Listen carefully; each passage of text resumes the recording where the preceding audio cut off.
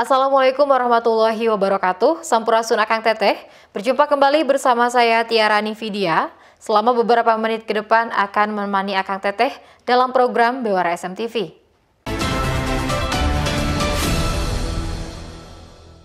Menteri Sosial Tri Risma hari ini mengunjungi anak yang masih berusia 4 tahun penderita kanker mata di Desa Maniis, Kecamatan Cingambul, Kabupaten Majalengka, Jawa Barat. Selain itu, Mensos juga memberikan bantuan untuk biaya rumah sakit maupun modal usaha keluarganya sebesar 78 juta rupiah.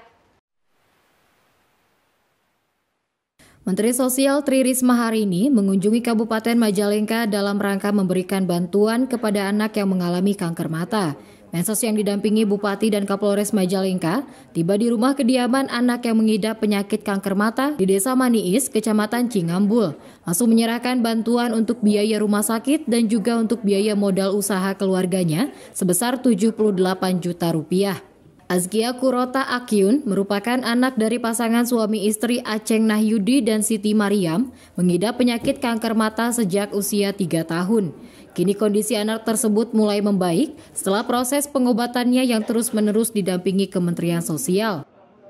Saya hanya datangi tadi memang yang pertama saya sampaikan terima kasih kepada para pendonor, orang-orang baik yang membantu meringankan beban si adek untuk biaya pengobatannya. Yang kedua, saya mengucapkan terima kasih kepada teman-teman media, baik yang mengabarkan yang melalui media maupun media sosial. Kami mengucapkan terima kasih sekali karena dengan informasi itu kami bisa menangani masalah di sini. Dan pemerintah daerah, aparat kecamatan, kelurahan, juga Forkompimda yang bekerja sama membantu meringankan beban dari orang tua.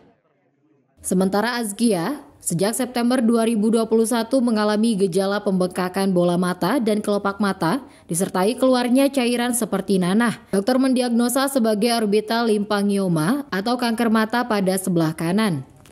Dari Majalengka, Jawa Barat, Udin Pepeh melaporkan.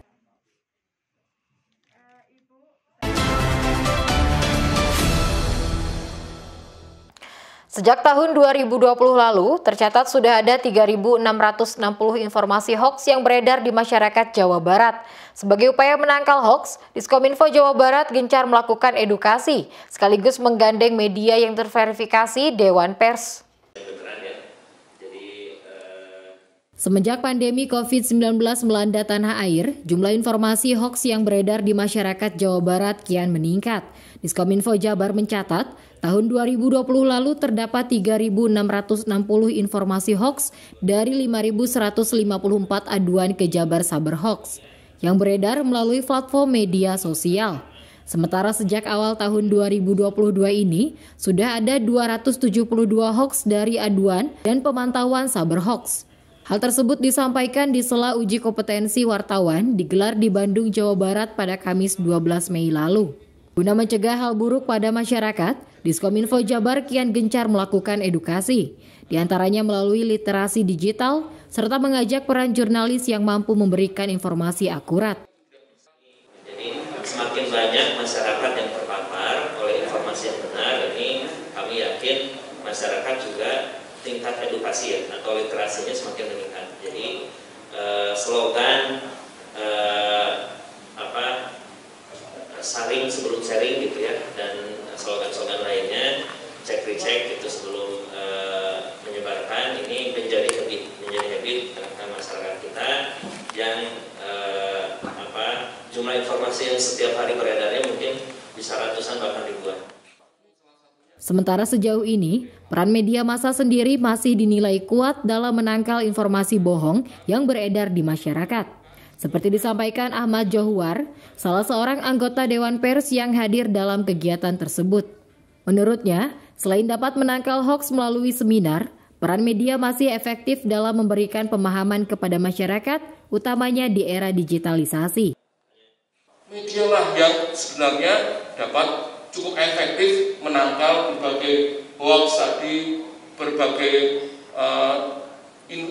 disinformasi, sehingga masyarakat benar-benar tersadarkan, oh ternyata itu cuma hoax, cuma disinformasi, informasi yang tidak benar, begitu. Rasanya masih efektif melakukan itu melalui media dan melalui tadi program pemberdayaan masyarakat melalui seminar dan sebagainya. Saya rasa itu masih cukup efektif. Dari Bandung, Jawa Barat, Usep Adi Wihanda melaporkan.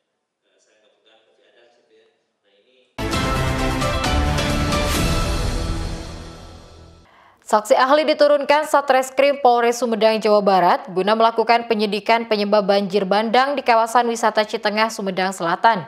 Tim ahli dari BBWS Cimanuk Cisanggarung bersama Satreskrim turun di 3 titik yang sudah dipasang garis polisi. Hingga Jumat siang kemarin, garis polisi masih terpasang di lokasi wisata kawasan Citengah yang ikut diterjang banjir bandang pada awal Mei lalu. Sejumlah petugas kepolisian dari Satreskrim Polres Sumedang, Jawa Barat datang untuk melakukan penyidikan penyebab bencana terjadi.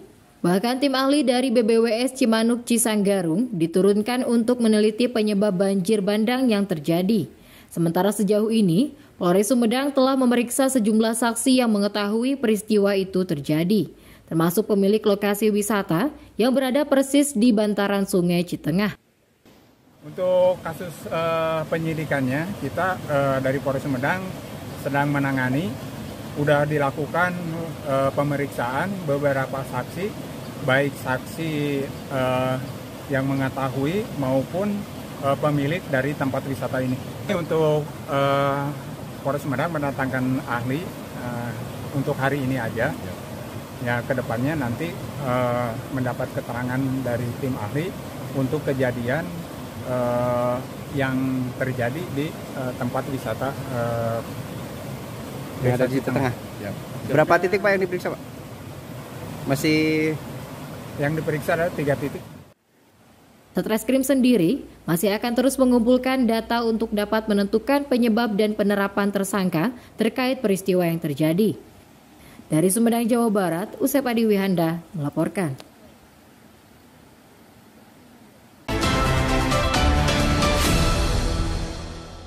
Kepolisian Resor Kota Cirebon, Jawa Barat melakukan sidak ke sejumlah peternakan sapi untuk mencegah penyebaran wabah virus penyakit kuku dan mulut yang semakin marak terjadi di sejumlah wilayah di Indonesia.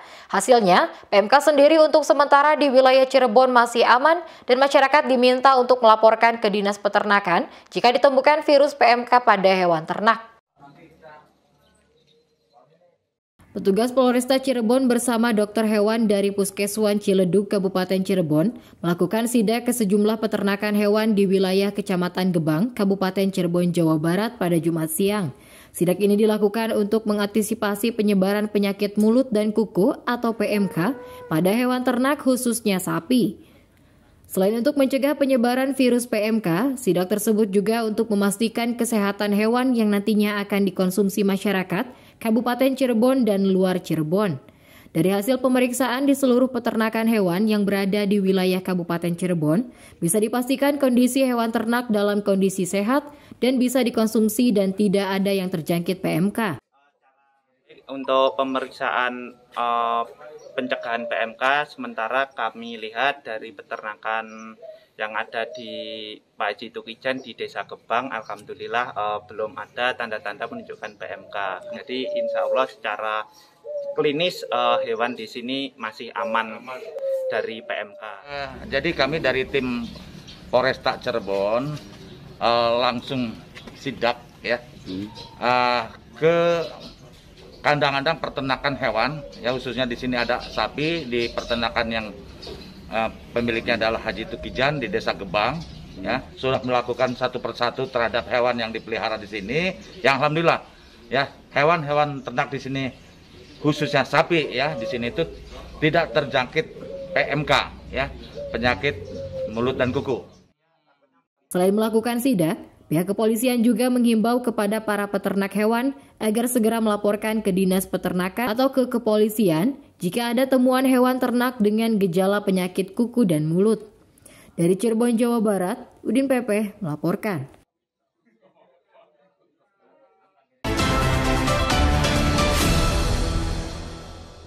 Akang Teteh, demikian Bewara SMTV untuk hari ini. Tetap saksikan Bewara SMTV setiap hari Senin sampai dengan Sabtu di jam yang sama dan Bewara sepekan di hari Minggu. Saya Tiarani Vidya beserta tim redaksi SMTV pamit undur diri. Terima kasih. Wassalamualaikum warahmatullahi wabarakatuh.